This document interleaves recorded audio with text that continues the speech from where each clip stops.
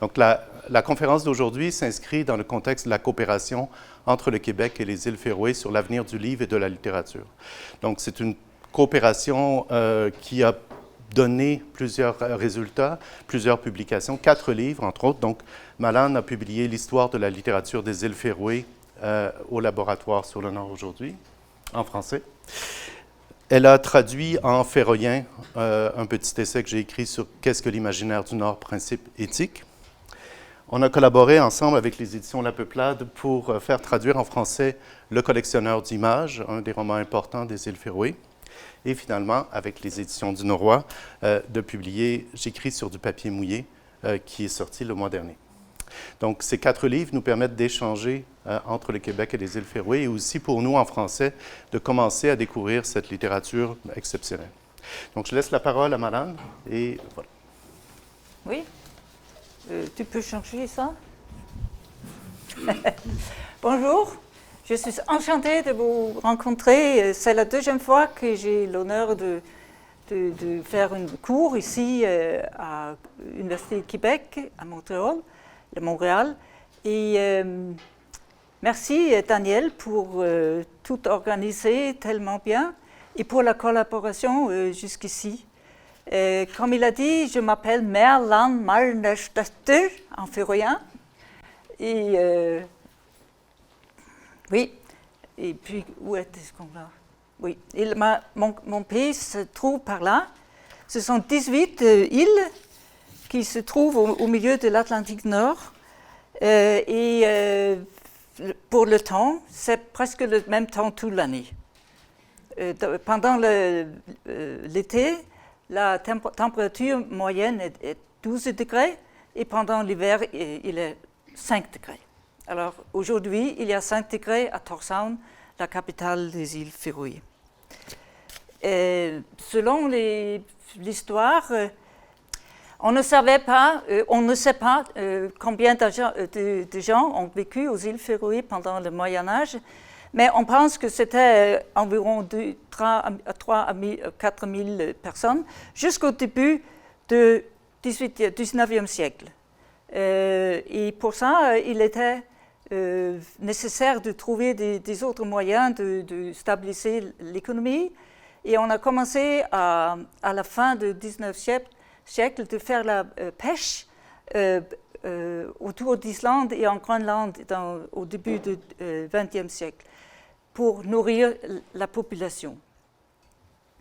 En 1901, la population a été grandie 3 à 4 fois depuis un siècle et le pays a vécu de l'exportation de morue salée et une industrialisation de la pêche et la transformation en différents produits, mais la plupart étaient c'était tout le poisson, des produits de poisson.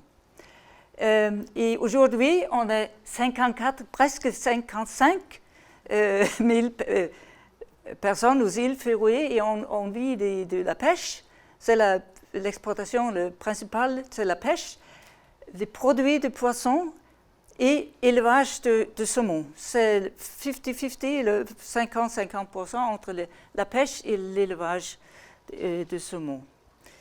Aux îles Féroé, on publie des livres, seulement, ou bien sûr, mais vous voyez aussi que il y a de plus en plus de livres qui sont publiés chaque année. C'est les livres de cours et livres d'enfants qui comprennent les nombres les plus hauts, mais les belles lettres sont aussi assez bien représentées dans cet aperçu de la production des livres aux îles Féroé.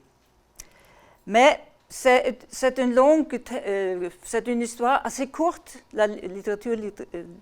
l'histoire littéraire, parce qu'en féroïen de toute façon. Parce qu'on a tendance de parler de la littérature féroïenne, c'est en féroïen. Mais effectivement, la littérature féroïenne a toujours été bilingue du point de vue qu'il y a toujours été des gens qui ont écrit en danois. Et puis, en féroïen, ça a commencé au milieu du du XIXe siècle. Ceci sont quelques points historiques. On a des fermiers des Norvégiens ont parti de la Norvège pour vivre aux îles Féroé et puis aussi continuer en Islande et Groenland. C'est la même migration norvégienne qui a laissé quelques individus aux îles Féroé et puis en Islande, etc. Et la société était organisée autour d'un cours qui s'appelle le Løgting. Le Parlement. C'était pas un Parlement, c'était un cours des lois. Et aujourd'hui, c'est transposé en un Parlement. Le Parlement féroïen est assez jeune. Depuis 1948, le Parlement féroïen était un Parlement qui a issu des lois. Avant ça, le Løgting était une assemblée, un conseil général pour le gouvernement danois. Alors tout ce qui était mis en cours aux îles Féroé, c'est décidé au Danemark, mais les conseils sur des choses étaient venus des îles Féroé, de ce conseil général. La langue et la religion, comme partout aux îles Féroé, il y a beaucoup de relations entre les deux, ou ils sont dépendants. Le catholicisme était la première religion aux îles Féroé depuis environ l'an 1000. On a, dans le XIVe siècle, l'Église a commencé à bâtir une cathédrale qui est inachevée, toujours. Mais ce sont les restes et c'est un site historique et touristique le plus important. On ne sait pas quelle langue on a utilisée dans l'Église avant la réforme luthérienne de Luther, mais on pense que c'était peut-être féroïen, on ne sait pas. Mais après la réforme, après le luthéranisme est devenu, la langue dans l'Église fut danois. On a cru en danois. La Bible était traduite en danois, pas en féroïen, parce qu'on ne pensait pas à cette époque-là que le féroïen était une langue en soi. Et alors, on était forcé d'apprendre le danois. Alors, le danois fut la langue officielle jusque en 1948, mais on a toujours parlé le féroïen. Le féroïen était la langue de la communication de tout le monde aux îles Féroé. Alors, il fallait bien comprendre le danois pour être un vrai chrétien aux îles Féroé auparavant. Et aussi, quand on a établi l'école aux îles Féroé, ça se passait en danois aussi, au début. Mais on a commencé au début du XIXe siècle à traduire des livres importants. Par exemple, l'évangile de Matthieu fut traduit en 1823. Dans une édition où le texte féroïen était à l'autre côté, d'un côté, et le texte en danois à l'autre. Alors, on pouvait les lire parallèlement. Et c'était nécessaire, on peut penser, parce que les gens aux îles Féroé n'avaient jamais vu la langue écrite à cette époque-là. Pas du tout. Et pour ça aussi, cette traduction fut critiquée d'une façon que les prêtres ne voulaient pas l'utiliser. Ils pensaient que la langue féroïenne n'était pas assez bonne pour exprimer les choses assez solennelles que la religion l'a fait. Mais au début du XXe siècle, on a aussi, bien sûr, commencé à traduire tout le Nouveau Testament et la Bible. Et la Bible autorisée est parue aussi tard que dans 1961.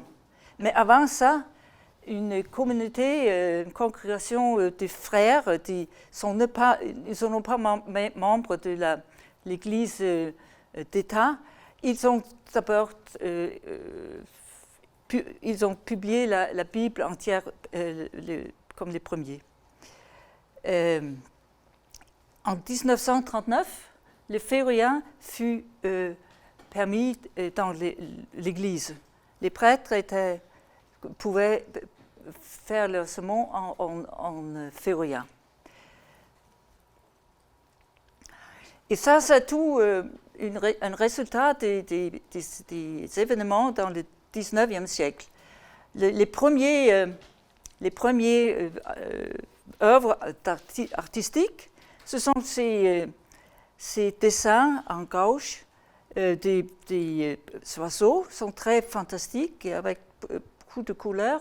On ne sait pas comment cet homme a appris à faire des dessins comme ça, mais on les a trouvés presque 80 ans après son mort, qu'il a mouru, qu'il s'en est allé. Pardon, moi, c'est pas toujours je trouve le mot propre à l'heure.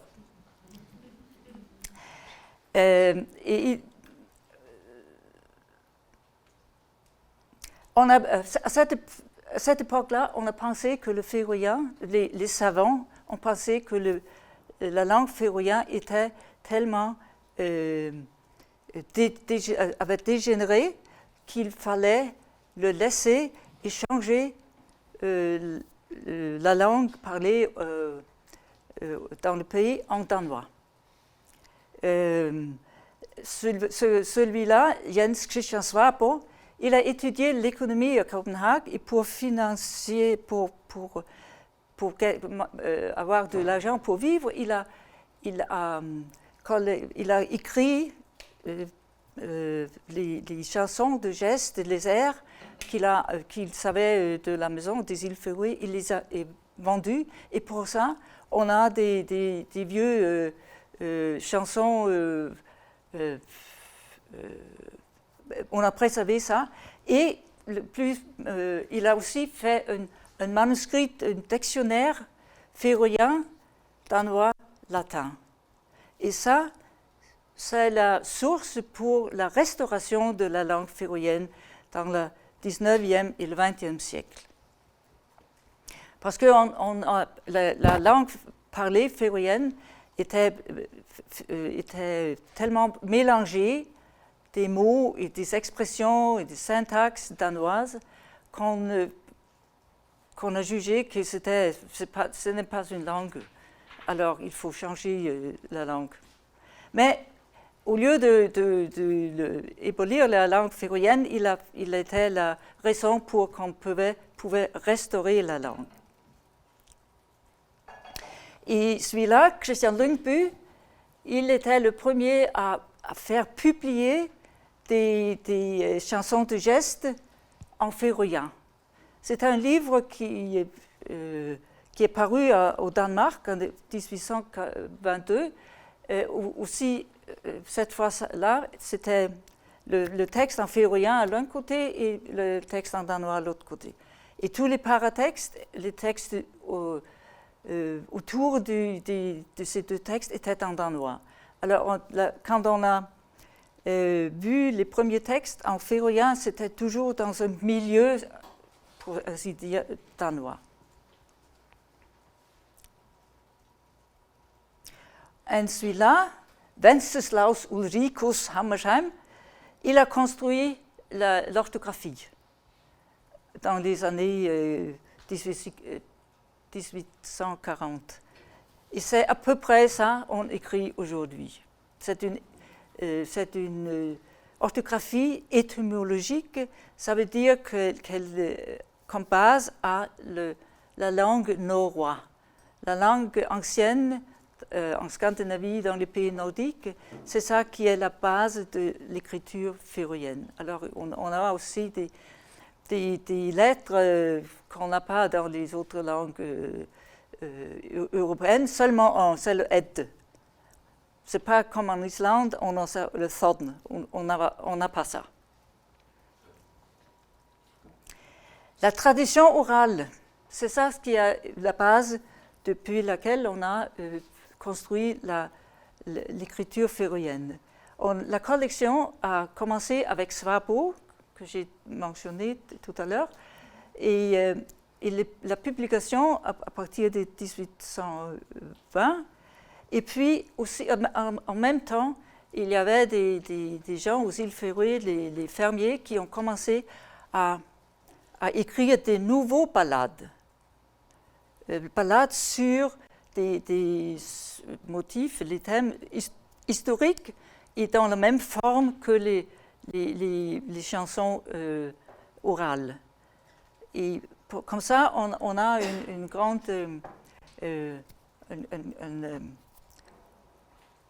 beaucoup de textes en féroïen qui sont des chansons. Il y a les vieux chansons sont des chansons de gestes, et puis les nouveaux sont plutôt des chansons de gestes d'art. C'est pas quand on les a construits en analogie avec les vieux. Non. Et parmi la tradition orale, il y a aussi les légendes et les contes de fées, etc. Mais tous les chansons, ils sont accompagnés ou utilisés, accompagnés par la danse. On les a chantés, et c'est pour ça qu'on a des très longues chansons de gestes. Sjúrarkvæði a même des sources norrois et des sources européennes. Le Nibelungenlied et Völsungasaga, qui est une saga islandaise, ont délivré les motifs, les histoires. Nous avons une Karla Magnusarkvæði, c'est Charlemagne, c'est la chanson de cela. Et Rundseværdsstruje, c'est la chanson de Roland qui est la base de cette ballade-là. Voilà. Et pour ça, la culture, la littérature féroïenne a des racines européennes et scandinaves norrois. Et c'est ça la danse. Je ne sais pas si ça marche. De le faire entendre. Mais c'est une danse assez simple. On fait 2 frappes là et là. Et puis on nous tient la main comme ça. Et puis on chante.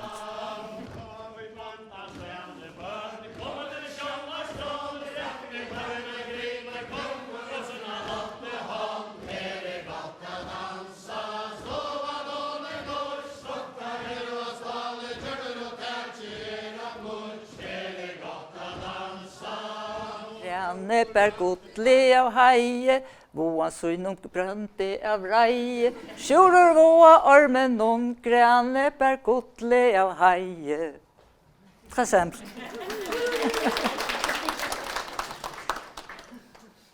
Le mouvement national qui est débuté sur tous ces événements était préparé par les savants qui ont publié ces ballades. Et la construction de l'orthographie féroïenne, et c'était construit pour obtenir la reconnaissance de la langue féroïenne. Parce qu'à cette époque-là, il fallait qu'il y avait de la littérature sur une langue pour que la langue soit reconnue comme une langue en soi. Alors, il y avait des chansons, il y avait de la littérature, comme on l'avait écrit et publié ces chansons, et puis il fallait faire une orthographie standard, une norme. Avant, on a écrit après la prononciation. Et maintenant, il fallait un standard, une orthographie officielle ou standard que tout le monde a appris ou à utiliser. Et Hammershaimb, il a construit cette orthographie pour son propre travail, pour la collection des chansons, pour la collection des légendes et des contes, etc. C'est pour il avait besoin d'un outil lui-même. Et l'orthographie féroïenne a seulement été utilisée pour ça jusqu'aux les années 1870, quand d'autres gens ont commencé à l'utiliser pour écrire des poèmes contemporains, comme on peut dire. Le texte un des textes qu'on va parler plus tard, c'est la femme phoque que Hammershaimb a collecté et a écrit et publié. Et en 1876, les premiers poèmes en féroïen furent composés par les étudiants à Copenhague, et c'était des premiers poèmes qui décrivent le paysage féroïen. Dans les chansons, vieilles chansons, il n'y a pas de nature féroïenne ou paysage féroïen.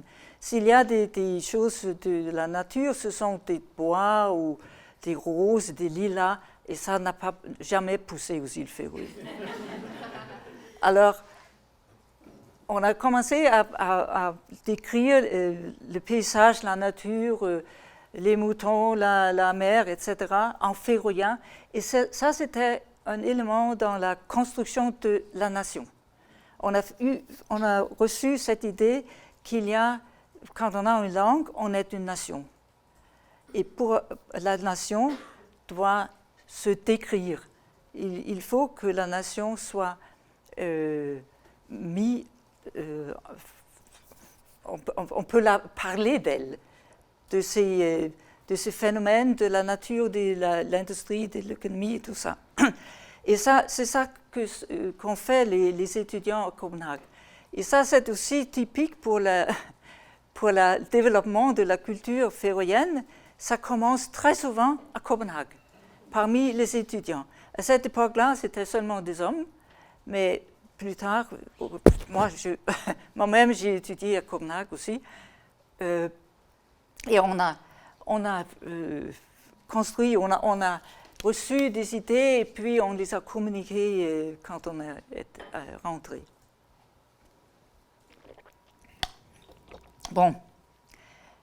Puis, il y a un événement aussi, le Féroé, assez important et on peut dire, c'est pas on dit en français, un événement icône. C'était tellement ça. C'est là, c'est un point de zéro où tout peut recommencer de nouveau. Et ça, c'était une réunion à 1888, le lendemain de Noël.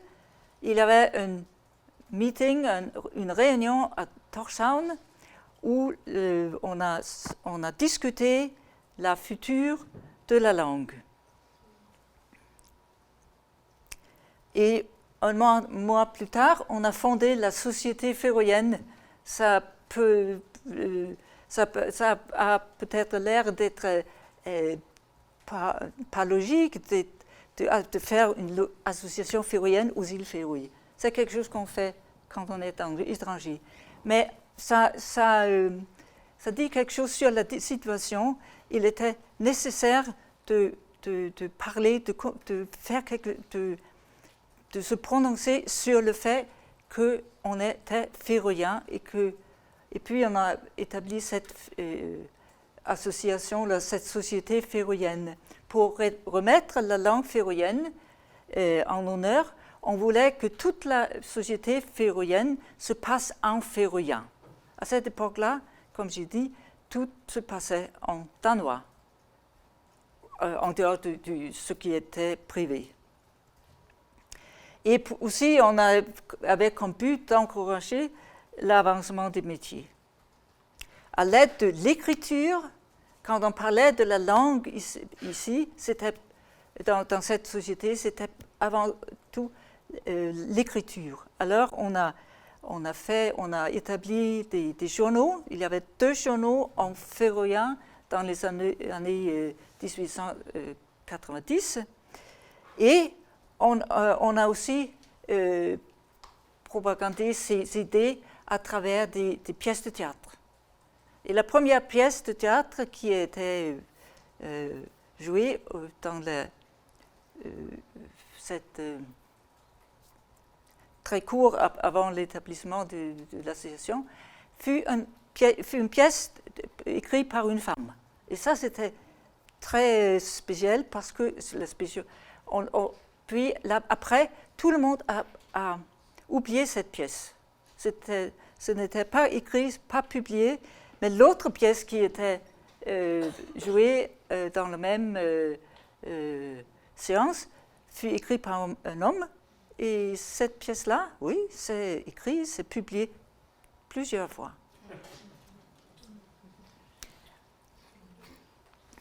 La petite maison en haut, c'était la maison du conseil général. Et c'est dans cette maison qu'on a eu cette réunion de Noël.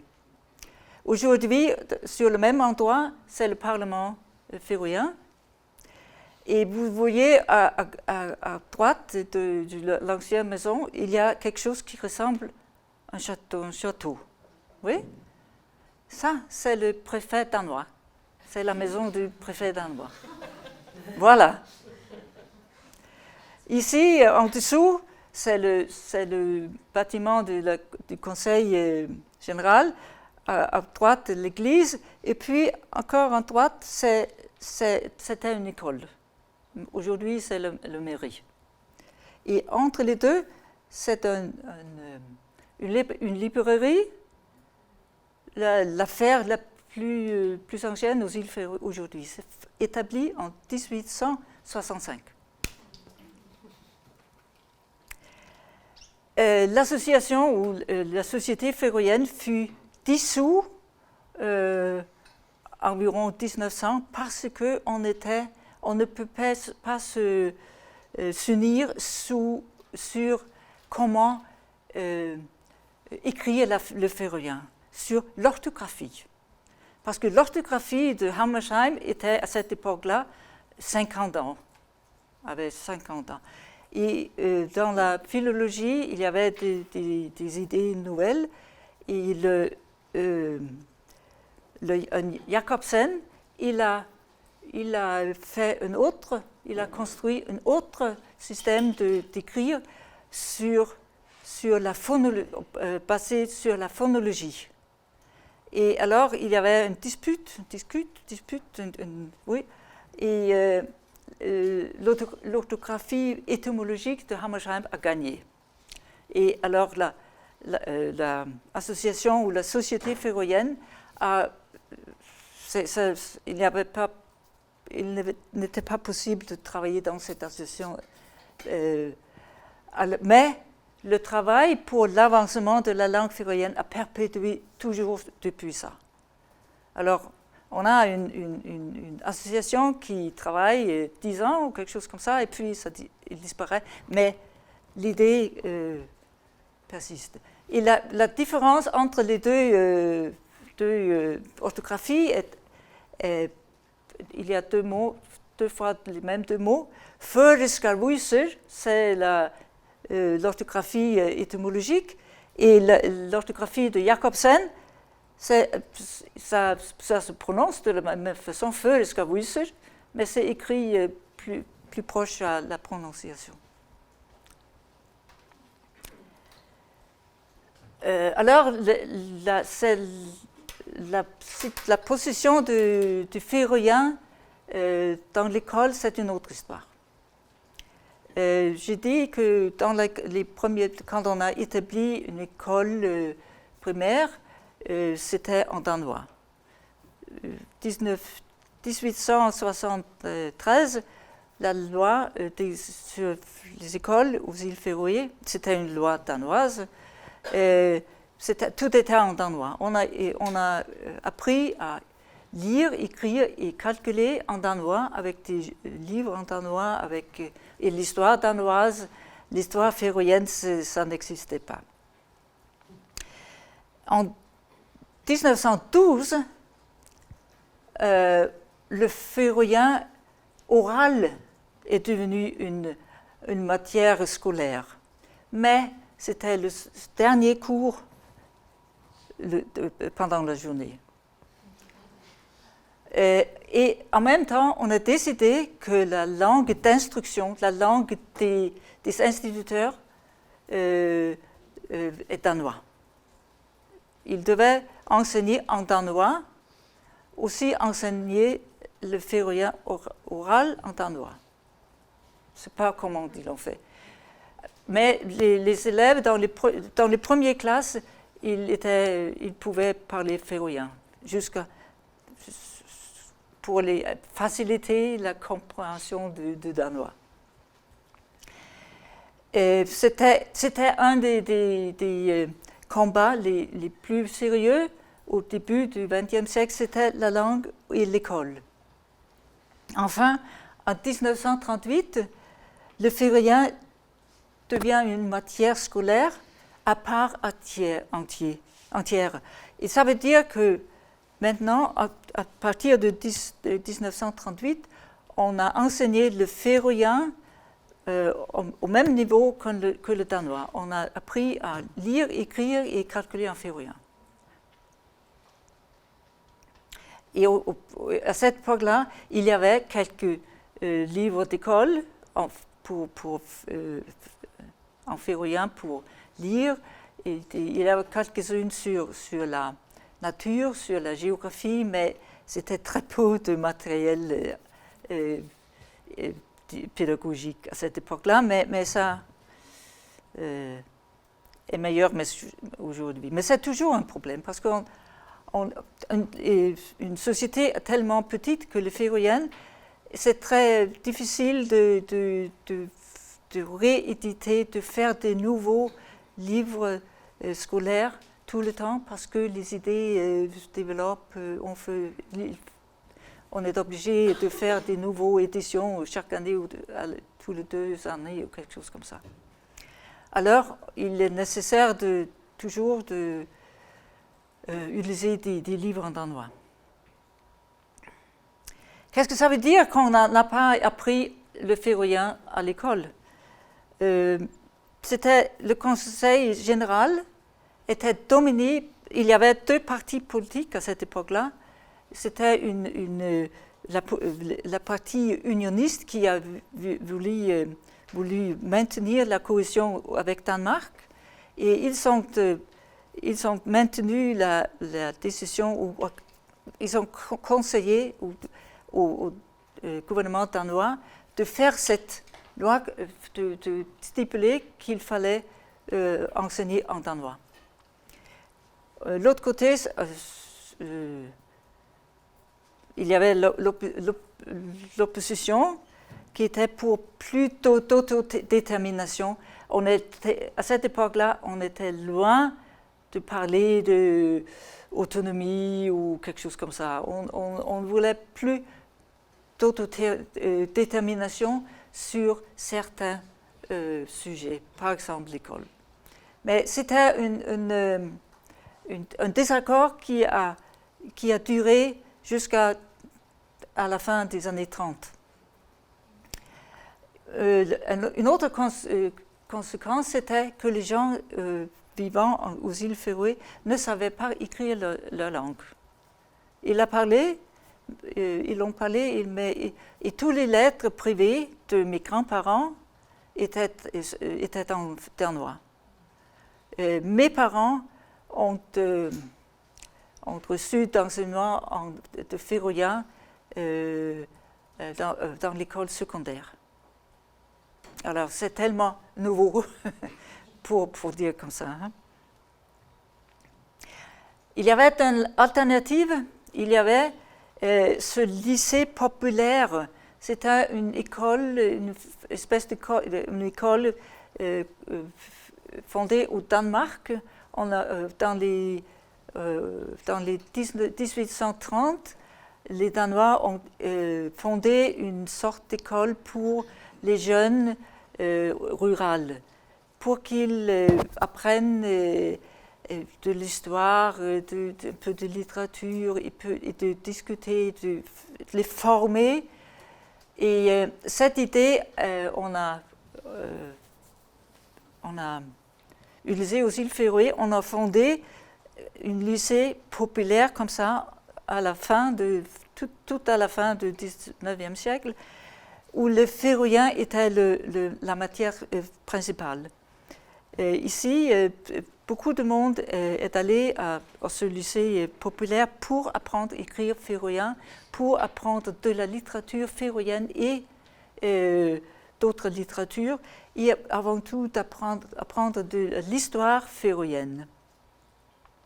Et puis, de ces milieux-là, plusieurs écrivains sont reçus, ont commencé par apprendre à écrire à cette époque-là. Par exemple, Heyerbrug, on n'a pas de texte de lui parce qu'il y a tellement beaucoup, il faut choisir, mais il est un des grands poètes féroïens qui ont appris à écrire féroïen à cette école-là. Et ça a commencé, vous voyez, dans le vieux bâtiment, on a formé une sorte de collectif ou de société à part des villages où on voulait se supporter tous eux-mêmes, faire la pêche, faire pousser les pommes de terre, etc. Mais ça a seulement duré 2 ans. Alors ils sont déménagés à Tórshavn et ça, c'est le lycée populaire aujourd'hui à Tórshavn. À cette époque-là, du mouvement national qui a fut organisé avec la réunion de Noël, c'est aussi une conséquence de la transformation de la société, ou la base économique. Avant 1900, l'exploitation de bas tricotés et des poissons séchés étaient les produits les plus importants. On avait besoin de nouvelles méthodes et puis on a acheté des vieux navires de l'Angleterre et d'Écosse pour aller en Islande pour faire la grande pêche. Avec des goélettes et des sloops. Et après le 1900, l'exploitation de morue salée a augmenté et l'industrialisation de la pêche était mieux organisée. On a fait de morue salée partout aux îles Féroé et ça a aussi entraîné une migration intérieure de façon que les gens des îles du Nord ont déménagé aux îles du Sud pour travailler le poisson. Ce sont les navires comme ça, 20 à 25 personnes dans un petit navire pour 3 mois à la fois. Imaginez-vous. Et c'était des navires voilés, des voiles, pas de machines, pas du tout. Alors ça a été très dur. Les hommes ont parti au mois de mars et rentré pour une courte période au mois de juillet et puis encore une fois ils sont rentrés au mois d'octobre. Alors tout ça a transformé la culture et la conscience. On peut lire ça dans le premier roman en féroïen, Babelstårnet, la tour de Babel, qui est un roman national, un roman de la nation, qui se passe depuis les années 1850 jusqu'à 1906 ou 8 ou quelque chose comme ça. Et c'était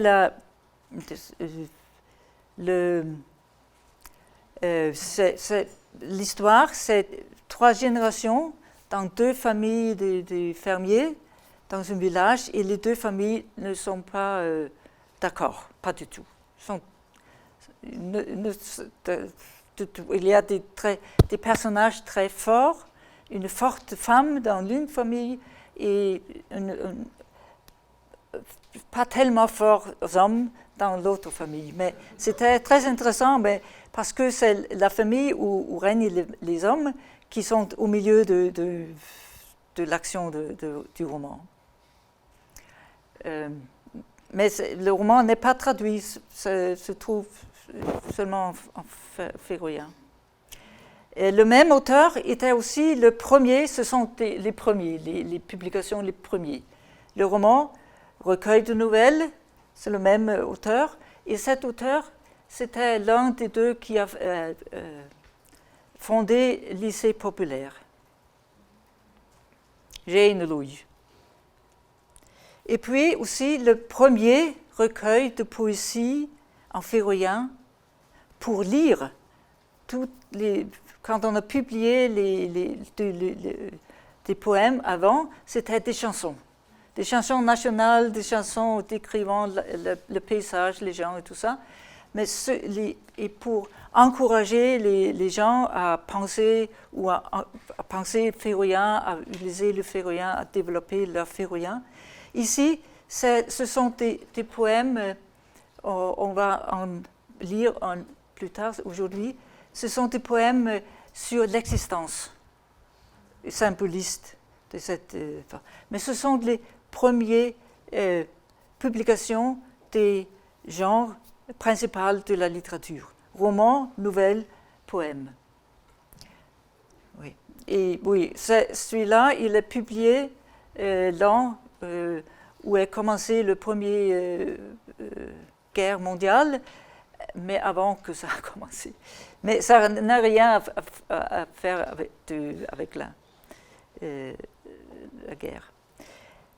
Dans cette époque-là, au début du XVIIIe siècle, on a aussi des peintures, les premières peintures. Ils font la même chose que les chansons nationales, et ils peignent les paysages.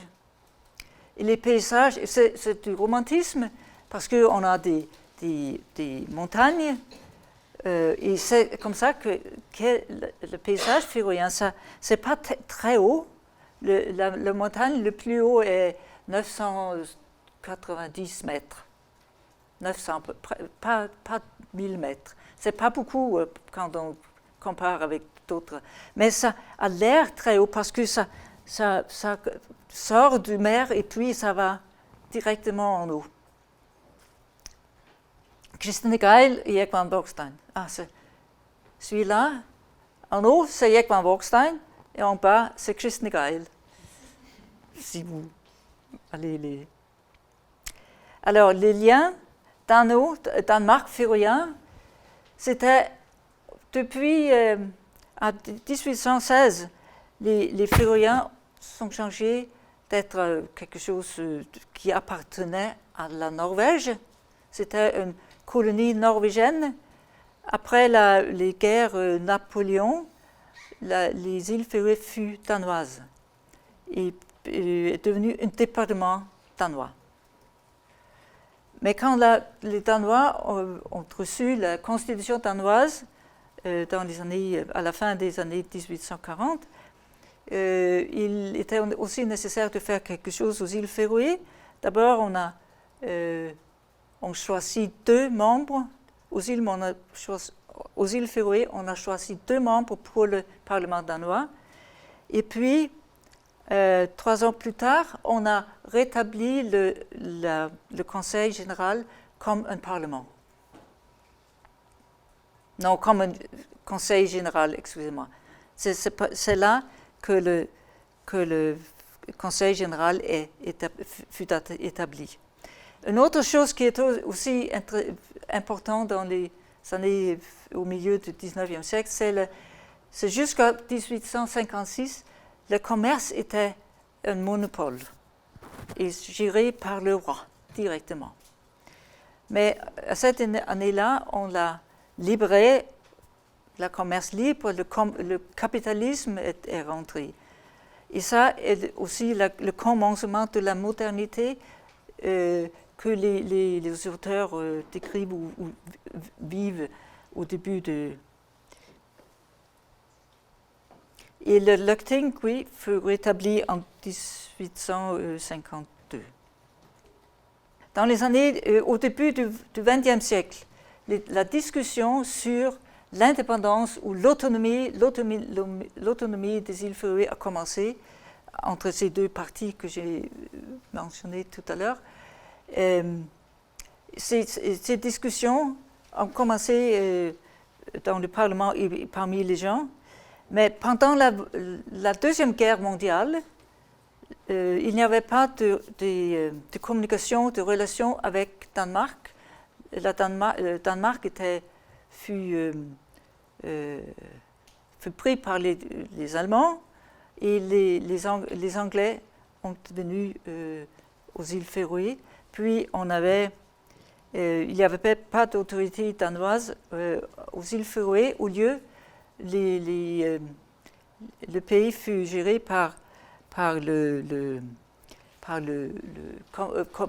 British Commander et le chef de Leuchting, du Conseil général, et le préfet danois. Ils ont formé une comment ça s'appelle gouvernement. Après la guerre, en 1945, on a pensé, pendant la guerre, on a pensé que les îles Féroé vont continuer après la guerre dans le vieux système, comme un département danois. Mais ça, c'était pas possible.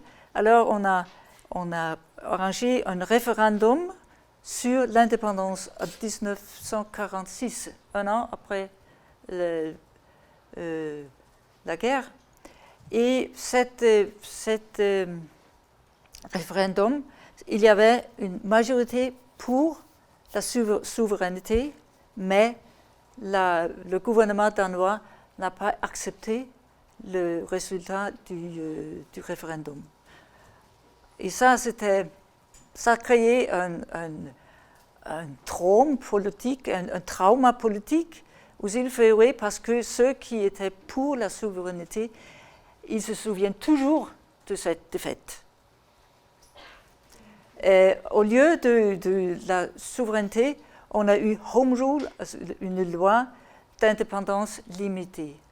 C'était le résultat des négociations entre les politiciens féroïens et les gouvernements danois. Et c'est ça qu'on est toujours. On est toujours sous cette loi. Et c'est une loi qui donne l'autorité au Parlement féroïen sur certains sujets. Mais il y a toujours quelques-unes qu'on ne peut pas transférer aux îles Féroé. C'est la politique étrangère, c'est le monnaie, l'argent, et c'est la défense. Mais presque toutes les autres choses, on peut les transférer aux îles Féroé. Et aujourd'hui, c'est comme ça. Il ne reste pas tellement des choses qu'on ne peut pas décider, sauf les 3 ou 4. Il y a peut-être encore une. Aujourd'hui, la pêche se prend place sur les chalutiers comme ça. Ils pêchent, des trawlers, et ils aussi produisent des produits sur le bateau, sur le navire, au nord, beaucoup plus nord, dans l'Atlantique, Barentshav, l'océan de Barents, au nord de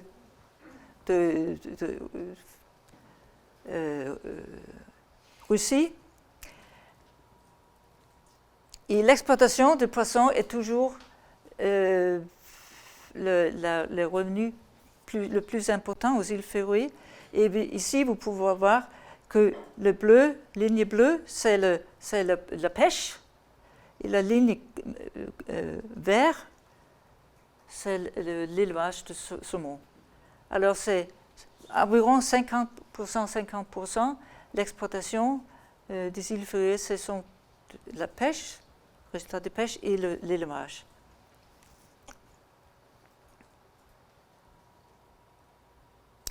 Et l'élevage, c'est partout aux îles Féroé, dans tous les fjords, entre les îles. Et on a commencé juste au début de ce mois de l'exporter en avion directement en Amérique, vers l'Amérique. Et si vous trouvez du saumon féroïen, c'est peut-être venu avec celui-là. Et on exporte aussi autre chose, de la laine.